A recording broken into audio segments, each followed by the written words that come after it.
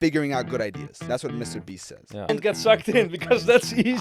You will get sucked in 100%. It all starts off with understanding human psychology and curiosity. Yeah, don't use AI-generated subtitles because they just look ugly and low effort. The pacing of that short, it's like boom, boom, boom, boom. So, sit towards you a little. I mean, Feeling old. it's not a coincidence that bite-sized content has been taking over the internet. That's true. YouTube Shorts. We don't even mention our rival TikTok. In a couple of years, they'll be gone. No, who knows? Yeah. But no, seriously, short form content, vertical, has been taking over, and every day there are more and more users. The amount of views and time people spend watching is increasing, right? Yeah. And that's because that type of content is very addictive. Yeah, and it's much different than the long form content. And so in 2023, it's a very big opportunity to start a YouTube channel with YouTube Shorts. Exactly. Whether you want to grow an audience and transition into long form videos, or whether you only want to do short form content and you can stay relevant. Yeah. Those are not my words. Those are the words of Mr. Beast. And I truly believe that, and we truly believe that as well. So Ron has a YouTube Shorts channel where he has some pretty incredible results. One of the most viewed shorts, I think, is like 13 million views or something. Yeah, no, 20 million. 20 million. And a couple between 10 to 20. Yeah, a couple between 10 and 20 as well, 9, 7, 12, and something like that. So today we wanted to take the time to talk about how to make shorts and edit specifically YouTube Shorts that have a higher chance to go viral. Yeah. Okay. Like the editing style. And I want to emphasize here something is that I'm not saying you edit like this and you go viral. Here's 100% guarantee certainty. Whenever we talk about these things, and it's like it increases the likelihood of your short going viral. There's no guarantees, but if you execute some of the strategies and tactics and methods that we're going to discuss today in this podcast, then your likelihood of a piece of content that is short and vertical going viral has a higher chance. Exactly. So I want to ask you about some of the elements that go into creating a highly engaging short, right? So how do you capture the viewer's attention quickly and keep them hooked throughout the whole short? Sure. By the way, if you hear some background music, we have a gardener here, like watering the garden, and some kids playing on the beach. So you might hear some noise in the background. So sorry for that. But first off, to go viral in YouTube Shorts, it's important to understand the basics. Like to go viral, you would at least need a decent short that's getting a good video retention, of course. Like YouTube will never push a video if people only watch 20% of your short. Like that's horrible number, especially because like the video is probably 30 seconds, 20 seconds. So you first need to get the basics right to go viral, which is getting a higher retention. In this podcast, we will talk about ways you can edit your YouTube Shorts so you have a higher likelihood to go viral. Mm-hmm. But like a highly engaging short mostly comes down to the editing style and the script, I think. Those are, I think, the most important key things. Yeah. I think further down we go more into detail. Yeah. But the most important thing with the short is because it's a short form content, people want to know right away what the short is about. So the first couple of seconds, like the first 2 to 3 seconds, you need to hook the viewer in. I think that's the most important part in the beginning. Yeah. And then you need to make sure you can re-hook them every couple of seconds. And let's discuss in this podcast how we can do that. So before we move any further than that, I think you mentioned something that I want to elaborate a little bit on, is the difference between long and form short content and how people want to learn and know exactly right away. Yeah. So I think this shows the difference in storytelling between long and short form content, because the storytelling in long form content, you have like a beginning, right? Then you have the main part of the video, which can be long, right? Slower pace. Yeah, it's much slower pace, and you can go much more. You can elaborate on each single point, or you know, whatever is in your story, and then you conclude the video at the end. With a short, I mean, you have 60 seconds. Yeah, plus people are just scrolling through the shorts feed.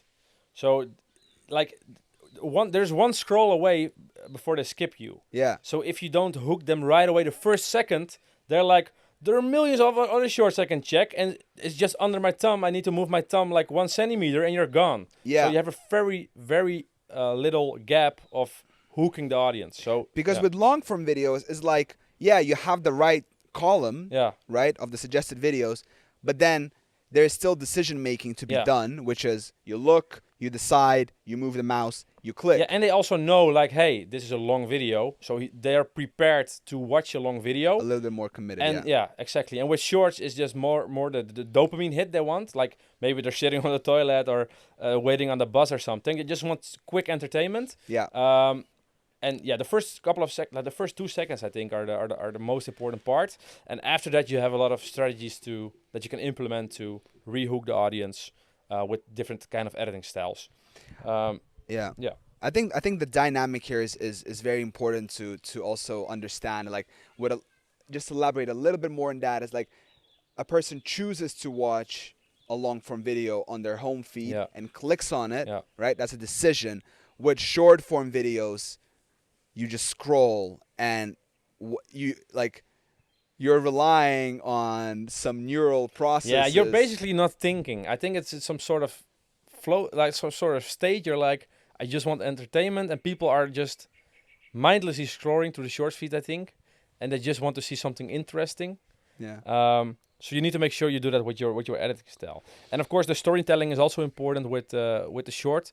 Like what helps is like a good storytelling, but also have an unexpected twist or something that you reveal near the end, so people have a reason to watch your full short. For example, if you have a specific riddle or a question you ask the viewer in the beginning, they of course want to know the answer to the riddle or the question, so they want to watch it till the very end. Then you have also a method to get higher retention, and it's like an unexpected twist to it. You know, that's also a way of editing you can use to get a higher retention rate.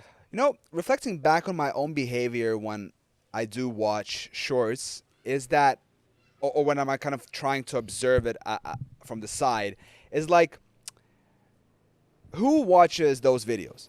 Human beings. Yeah. Okay. So I think at the end of the day, a big mistake that people do is trying to hack the algorithm or understand like, oh, how to go viral. But what I really like, and this is what I learned from Mr. Beast, is understanding the human psychology and what makes people curious, period. Yeah. Because it can be a 10-second, really fast-paced video that can go viral. It can be a 60-second story.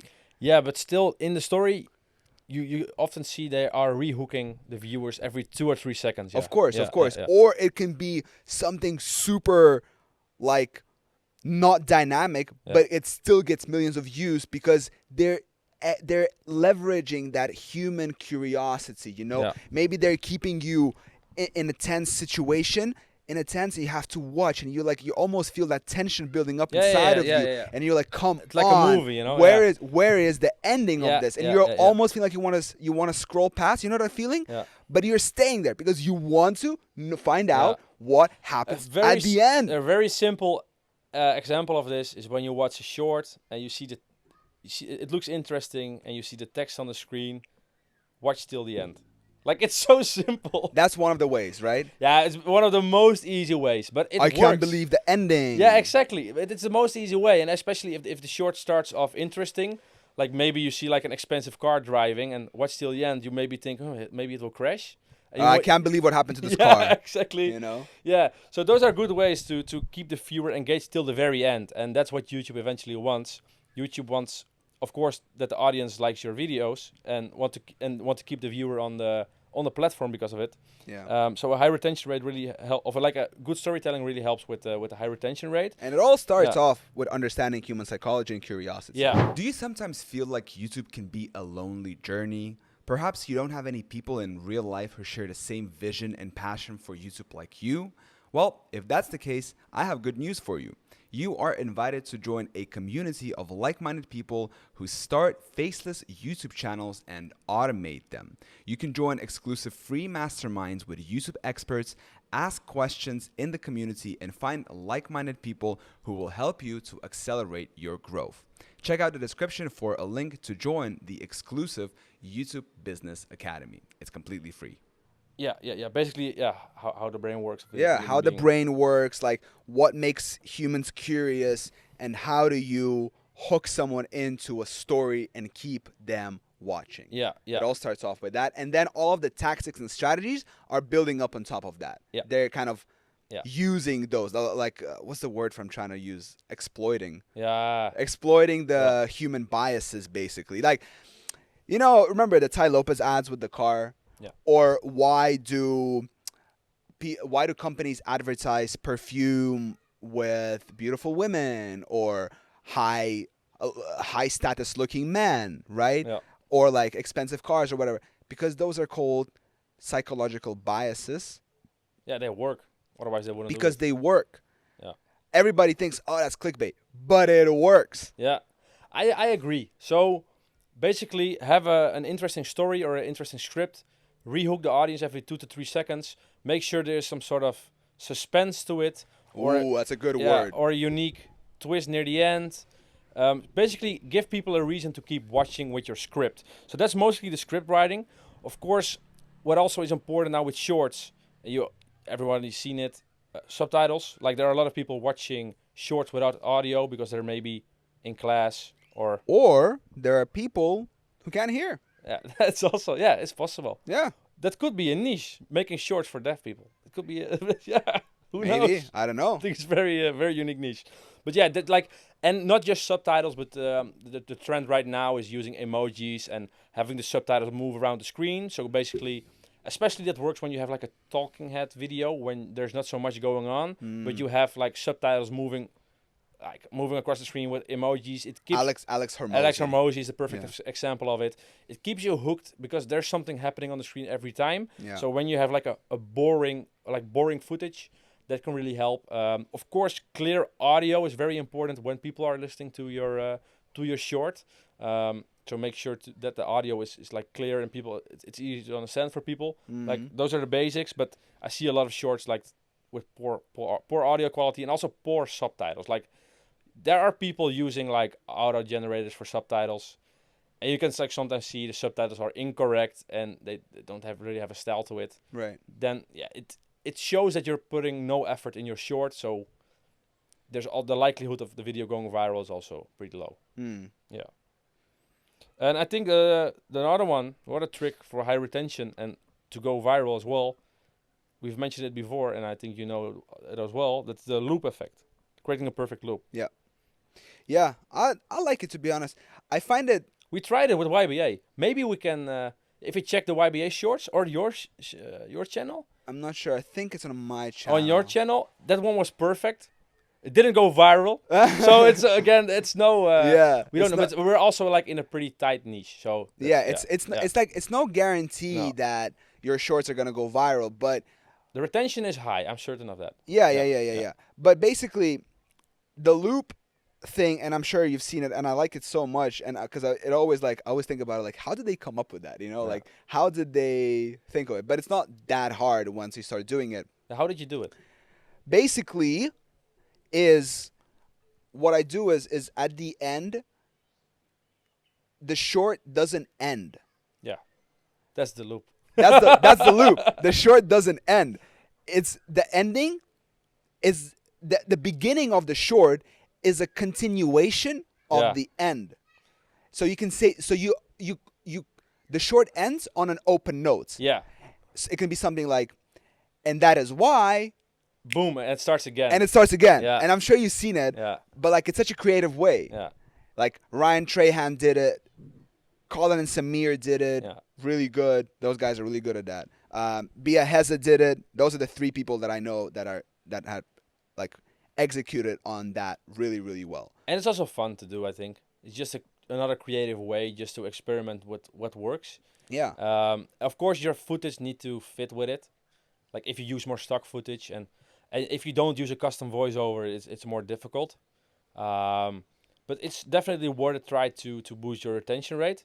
And it's also just funny. It's also like you get like comments from people like, I didn't see it was like going over and over again. So also like people will engage and that's fun as well.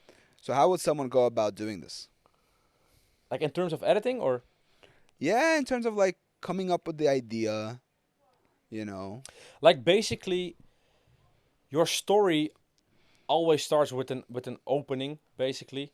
And you just need to find a way to end your short so it matches the opening again.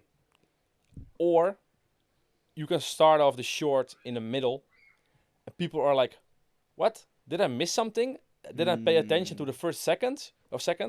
And then they're like, let's fully rewatch it again because I missed half of it. And then you basically start off half. That's also a trick. What really fascinates me about media creation is the psychology that goes behind it. And the more you study it, the more you understand that the less you know. Yeah.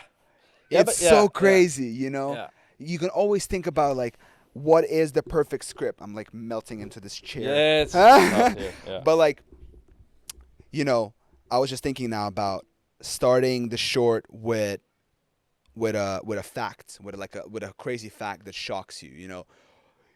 315 billion, you know, people, blah blah blah. 350 billion. 315 billion dollars Yeah. is the e-learning market, right? Or the e-learning market is estimated to be 315 billion as of 2021. Yeah. And then you put a question. But did you know whatever, right? Then you have a question. Yeah. And so when you think about it in terms of the psychology behind it, it's like, first, the number, the factual thing, something that hooks them, pattern interrupts. Yeah. Okay, it's called a pattern interrupt. The next thing is a question. Questions is what sparks our curiosity. And then you need to answer that question, deliver your story, and then loop them in again. Right? Yeah. That's kind of an outline, I think, for a pretty good script in a YouTube short. Yeah. Or if you have a specific question, give the answer the final second, so they also have a reason to watch. But that's not the loop effect, but that's just the one we talked about earlier. Yeah, and also like the second one is like the plot we already discussed a little bit. Like you need to have a plot where there's like tension or curiosity, but also the pacing. And the master of pacing is Mr. Beast. Like Mr. Beast is now doubling down on shorts as well. Yeah. He like flew a guy to Paris to buy him a baguette for like 300 euros. He's been doing that. That's not the first one I saw. But it's also a different way of shorts. Like it's fully a different video idea than his long form. Yeah, 100%. But in that video, like he only has 60 seconds and his pacing is fast. Like I can just check it out. Yeah. Just like I'm gonna explain for those of you listening and watching who don't know. Basically, Mr. Beast, he is doubling down on YouTube Shorts now, and one of his formats is he or some of his team members walk up to a random person in Walmart or whatever, and they're like, here's $300 or $500 or whatever. And they started off at 100 and they asked people, hey, for $100, would you go to Paris? The first one said no. Yeah. Then 200, then somebody did it for 300. Yeah. And then basically they're raising the price and they're like, okay, would you do it like for like $300-$500? You're gonna fly to Paris, get baguette, and deliver it to Mr. Beast in North Carolina, I think. Yeah, something like that. But like the pacing of that short, it's like boom, boom, boom, boom, and and moves. Like that's the thing. Like our brain is basically getting fried of all the short form content. Yeah. Also because of TikTok and YouTube Shorts, of course, as well. And people just want fast-paced things. Otherwise, they'll scroll away. And sometimes I'm like, it also has like a disadvantage, I think. Like, for example, when children start watching shorts and they then need to go to class for 1 hour, they can't even pay attention. But it's the trend right now with shorts, is like fast pacing and rehooking the audience every time. And it's a very important element to make an engaging short. I think I want to elaborate just a little bit on this point about the tension that builds up when you watch a short yourself. So what I encourage you to do is watch YouTube Shorts, not as a consumer, but as an observer. Yeah. And don't get sucked in, because that's easy. You will get sucked in 100%. But when you find yourself, like, look at it, consume the content. And when you catch yourself with the feeling that you're curious or that there's some tension that is unresolved and that you want to watch until the end, take a note of that YouTube short and then analyze what was it that made you curious, that made that tension inside of you, and that made you watch until the end. Study that. And if you understand that, then you will be able to better come up with video ideas and you know, the storyline. Or implement it yourself. Exactly. Implement it yourself, basically. So that's one thing that I've been doing more myself, you know. Once you have the systems and the teams in place and everything, it comes more to like a higher level task of just figuring out good ideas. Yeah. You know? I agree. That's what Mr. Beast says. Yeah. Let's recap a little on what we mentioned. So, in the beginning, it's very important to the first 2 seconds, get the attention right away, have a shocking fact or something that makes people curious, like what's going on here, so they keep watching. Pattern interrupt. Exactly. Of course, do good storytelling along the short with with unexpected twists, maybe.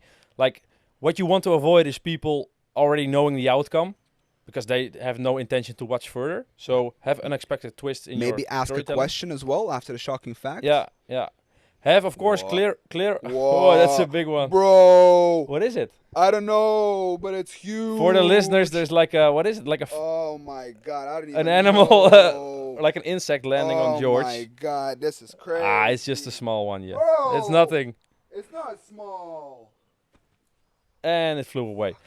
So let's... Oh, it went on my head. No, he's attacking us. Small one, huh? Just a quick announcement. If you want to learn more about how to make money with YouTube Shorts, then make sure to check out our complete beginner step-by-step program that is going to show you how we generated 45 million views and $1.7 thousand in 50 days while spending only $400 on creating those videos. It's the first link down in the description. Jesus Christ. All right, so yeah, let's continue. So unexpected twists, good storytelling is very important, and of course, like, it's basic, but have clear audio and also good, nice-looking subtitles, because with shorts, not everyone is having audio. So have subtitles moving on the screen, add nice emojis, give them some effects. Don't use AI-generated subtitles because they just look ugly and low effort. Another strategy to go viral is creating the perfect loop, so people don't have any idea the short ended. They will watch it again, creating a high retention rate. The plot and pacing of plot is already we mentioned before, but the pacing of the short is very important. Rehook the audience every 2 to 3 seconds. Look at Mr. Beast's baguette example. That's a really good one. And if you implement a couple of these, I'm sure you will be able to hit a high retention, and the likelihood to go viral will be much bigger. Yeah. And I think this is a perfect time for us to also mention that if you are interested in YouTube Shorts and you would like to start your own YouTube Short channel, maybe you're interested in starting an automated faceless YouTube Shorts channel. If you have no idea what that means, then make sure to click the first link down in the description of this podcast or the video and check it out. It's a free because training. We have put together a free training where Ron and I break down how Ron was able to get 45 million views in 50 days and make over $1.7 thousand in that time frame while spending around $500. Even less, yeah. even less on the production of those videos, right? So that's a pretty good return on investment. I also want to mention that was with the YouTube Shorts Fund. If you're listening this right now, there's a YouTube Shorts monetization program is active. YouTube themselves said the earnings will be a lot higher, like higher than the YouTube Shorts Fund. So that's also a big benefit. So check it out if you just want to know more about Shorts. Sign up for the free training, and also if you want to talk to like-minded people, join our community. It's on Discord and also in the link in the description. Yeah, the community is great. Yeah, we are closing up on 1,000 members. Yeah, almost as we're recording this podcast. So that's really cool. And let's end it here. Perfect. Yes. Thank you so much Ciao. for watching, listening, subscribing. Bye. Bye-bye.